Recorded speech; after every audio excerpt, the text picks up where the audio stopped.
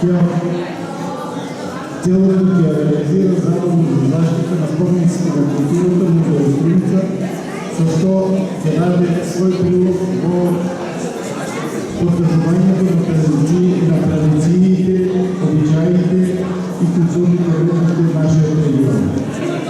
Само да кажем дека жирито работеше во состав Даниела Дончева, фотограф, Георги Кончалиев, исто така фотограф и моята маленка Христо Вилчев.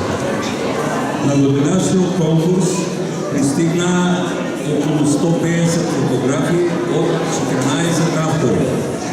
Като што спомна Јаце, радува фактот дека карневалот и ова изложба веќе станува еден таргет за многу наши фотографи од Струница, така да слободно можем да кажем дека оваа година условно кажам странци и домашни фотографии, резултатот беше пата-пата.